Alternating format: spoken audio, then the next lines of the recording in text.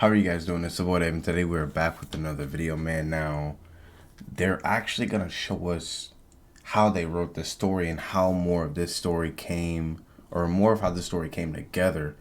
Talking about the 186 alternative endings that you could possibly have in this game. Like I said before in the last video, I love sorry if I'm quiet, it's early in the morning. I love the behind the scenes kind of thing they're showing us here, showing us every step of the way. I don't know what else they would show after this, but I'm still gonna watch it anyway, so let's get started. I am being alive. Man. I'm gonna leave a lot of people. I'm not gonna lie to y'all. Writing a branching narrative is a really interesting exercise.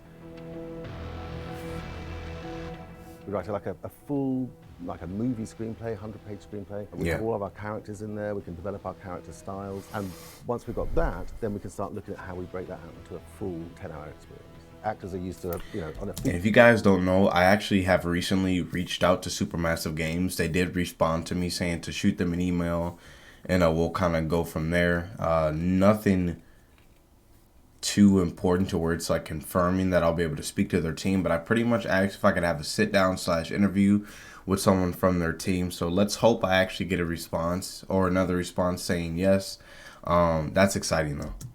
Feature film 100-page script. The script for this is over 1,000 pages. So they get very alarmed. We have to shoot, and this is again very shocking for them, about 50 pages a day. 1,000 pages for this game? Footage. But obviously a lot of what they're learning is the same thing again and again and again, but a different branch. They act out one scene, and then I can say, okay, now we're going to go all the way back to here, and we're going to do it again, but this time you get an axe in the head. That would be fun, but kind of annoying to do. There's different branches you can go off to, but it must suck having to keep doing that,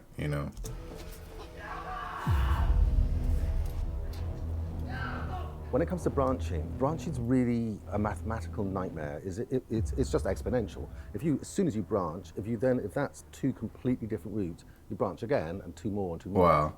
By the time you're 20 choices in, you're in ridiculous amounts of data and stuff. So we have to look at how we make genuinely branching game without making it so ridiculously huge that it's unplayable or even unmakeable. So we break down the story to the characters that you play. In the Quarry, there are 9 different characters that you play, and each one of those characters has their own story through that, because you'll be making choices for them, and the choices that you make will be, changing what they do. Big choices that they might end up dead, smaller choices where you might affect a relationship quite significantly, and obviously those have to intertwine. Those stories, as you kind of branch through, go wide and then they start to come back in again. And it's kind of like the story itself is the variation, not always just the end point. We worked out 186 different endings for those characters, not just alive or dead, a whole variation of things that can happen to them. But the stories that they have on the way through are massively varied. I'm also gonna do a video where I go over the character trailers. They've been showing these small, like, little trailers talking about each character. I don't know how many they've done so far, but I kind of want to make a video about that. The big choices we have are these things called paths chosen, and those paths chosen will significantly affect the story, and we'll announce it to you. You never know when that's going to come up, you're never kind of warned about it, and it might seem trivial, but it's a big, big deal. The smaller choices that affect the story that you're actually playing, like relationships and stuff, we really like the idea of giving you context. So you can have the exact same conversation, but know that that person has just killed someone, and the context changes everything. So we announce just a little bit on the side, just to say, every time you do something, how that's affected the other person that you're talking to, or how that choice has affected a very small part of what's going on. And as soon as you know that, everything else just is tilted slightly. I think the biggest... Like I've said, bro, this must be a disaster to make, but it also must be fun.